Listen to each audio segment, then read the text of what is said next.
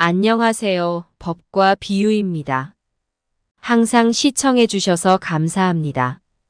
자성문의 정해와 수상문의 정해는 다른데 어찌하여 동시에 병행하여 수행할 수가 있는가? 수심결에서 관련 내용을 읽어보겠습니다. 대략적인 줄거리를 보고 수심결에서 어떤 가르침이 있는지 한번 알아보도록 하겠습니다.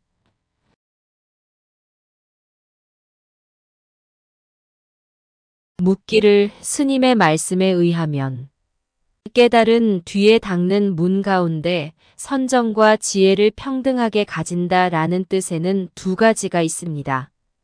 첫째는 자성문의 선정과 지혜이고 둘째는 수상문의 선정과 지혜입니다.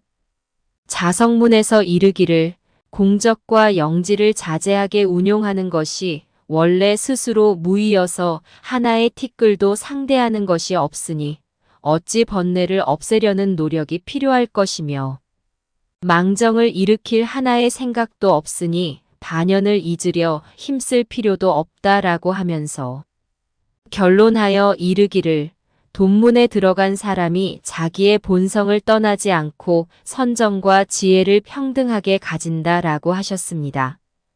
그리고 수상문에서 이르기를 선정의 이치에 따라 산란한 마음을 거두고 지혜의 법에 따라 공을 관하여 혼침과 산란함을 고루 조절하여 무위에 들어간다라고 하면서 결론하여 이르기를 이것은 전문의 열등한 근기의 수행이다라고 하셨습니다.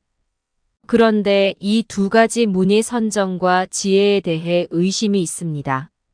만약 어떤 사람이 어떻게 수행해야 하는가에 대해 말한다면 먼저 자성문의 선정과 지혜를 고루 닦은 다음에 다시 수상문으로 경계에 대응하여 다스리는 노력을 해야 합니까? 아니면 먼저 수상문에 의지하여 혼침과 산란함을 고루 조절한 연후에 자성문으로 들어가야 합니까? 만약 먼저 자성문의 선정과 지혜에 의지하여 닦는다면 공적과 영지를 자제하게 운용하므로 다시는 경계에 대응하여 다스리는 노력이 필요 없을 것인데 무엇 때문에 다시 수상문의 선정과 지혜를 취할 필요가 있겠습니까? 이것은 마치 티 없는 하얀 옥에 무늬를 새김으로써 본래의 깨끗함을 잃어버리는 것과 같을 것입니다. 만약 먼저 수상문의 선정과 지혜로 경계에 대응하여 다스리는 공부가 완성된 뒤에 자성문으로 나아간다면 이것은 점수문의 열등한 근기를 가진 자가 깨닫기 전에 점차적으로 닦는 방법인데 이것을 어찌 돈문의 사람이 먼저 깨닫고 뒤에 닦는 노력이 필요 없는 노력이라 할 수 있겠습니까? 만약 이러한 두 문이 앞과 뒤에 구분 없이 동시에 이루어진다면 이 두 문의 선정과 지혜는 분명 단박과 점진적의 차이가 있는데 어찌하여 동시에 병행하여 수행할 수가 있겠습니까? 즉 돈문의 사람은 자성문에 의지하여 자제하게 운용하며 노력이 필요 없지만 전문의 열등한 근기의 사람은 수상문에 따라 경계에 대응하여 다스리는 노력이 필요합니다. 이렇게 돈문과 전문의 근기는 돈과 점이 같지 않고 우열이 분명한데 어째서 먼저 깨닫고 뒤에 닦는 문 가운데서 이 두 가지를 동시에 설하십니까? 청컨대 저를 위하여 알려주셔서 의심을 끊게 해주십시오. 답하기를 이미 분명하게 해석해 주었는데도 그대가 스스로 의심을 내는구나. 말에 집착하여 이해하려고 하면 더욱 의혹이 생길 뿐이지만 뜻을 얻고 말을 잊으면 수고롭게 따질 필요가 없다. 만약 두 문에 대하여 각각 수행할 바를 판단해 보면 자성문의 선정과 지혜를 닦는 자는 돈문이니 이들은 노력이 필요 없는 노력으로 두 가지 고요함을 함께 운용하여 스스로 자성을 닦아 불도를 이루는 사람이다. 수상문의 선정과 지혜를 닦는 자는 아직 깨닫기 전에 전문의 열등한 근기로서 경계에 대응하여 다스리는 노력을 통해 마음마다 의욕을 끊고 고요함을 취하는 것으로 수행하는 사람이다. 그러므로 이 두 문은 수행하는 데 있어서 돈과 점이 각각 다르므로 서로 혼동해서는 안 된다. 그러나 깨달은 뒤에 닦는 문에서 수상문의 경계에 대응하여 다스리는 법을 함께 말한 것은 전문의 근기가 수행하는 바를 완전히 취한 것이 아니라 그 방편을 취해서 임시로 길을 빌리고 잠자리를 의탁할 뿐이다. 왜냐하면 이 돈문에도 또한 근기가 수승한 사람과 열등한 사람이 있으므로 꾸려야 할 행장을 한 가지 예로 판단할 수 없기 때문이다. 만약 번뇌가 엷고 몸과 마음이 가볍고 편안하여 선악에 대해서도 무심하고 8가지 번뇌에도 동요하지 않으며 3가지 느낌에도 고요한 자는 자성문의 선정과 지혜에 의지하여 자제하게 운용하며 정해를 함께 닦아 나가더라도 본성 그대로여서 조작됨이 없다. 움직이거나 고요하거나 항상 선정이어서 자연 그대로의 진리를 성취하리니 어찌 수상문의 경계에 대응하여 다스리는 방편을 빌리겠는가? 병이 없으면 약을 구할 필요가 없다.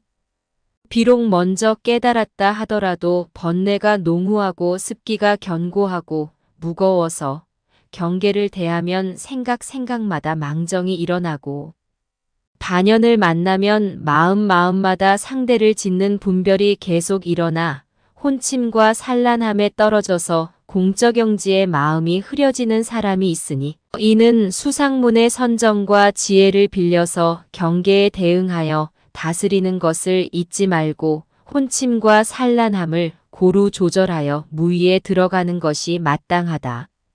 그러나 비록 경계에 대응하여 다스리는 공부를 빌려서 잠시 습기를 조복하지만 이미 먼저 마음의 본성이 본래 청정하고 번뇌가 본래 공함을 깨달았기 때문에 전문의 열등한 근기가 행하는 오염된 수행에는 떨어지지 않는다.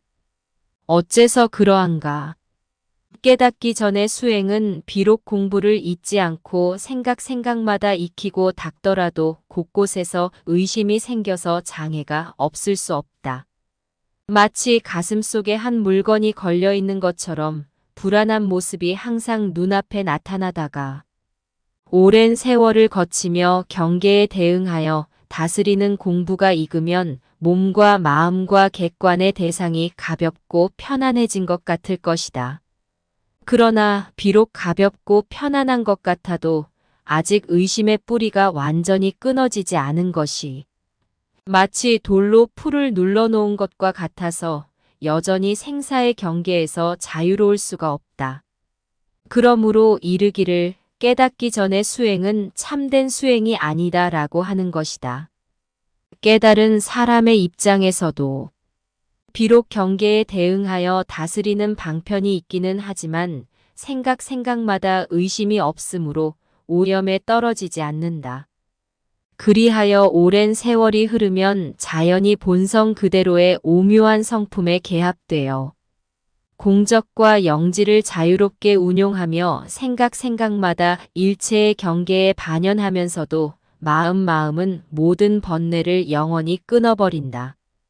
자기의 본성을 떠나지 않고 선정과 지혜를 평등하게 가져 무상보리를 이루니 앞에서 말한 근기가 뛰어난 사람과 더불어 전혀 차별이 없다. 수상문의 선정과 지혜는 비록 전문의 열등한 근기를 가진 자가 행하는 것이지만 깨달은 사람의 입장에서 보면 이른바 쇠를 다듬어 황금을 만드는 것이라고 할 수 있다. 만약 이와 같음을 안다면 어찌 두 문이 선정과 지혜를 닦음에 있어 선우의 차례가 있다는 2가지 견해를 내어 의심하겠는가. 원컨대 모든 도를 닦는 사람은 이 말을 깊이 연구하고 음미하여 다시는 의심으로 인해 스스로 퇴골심을 내지 말라. 감사합니다. 오늘은 수심결의 한 구절을 읽어보았습니다. 항상 평온하고 행복하기를 바랍니다.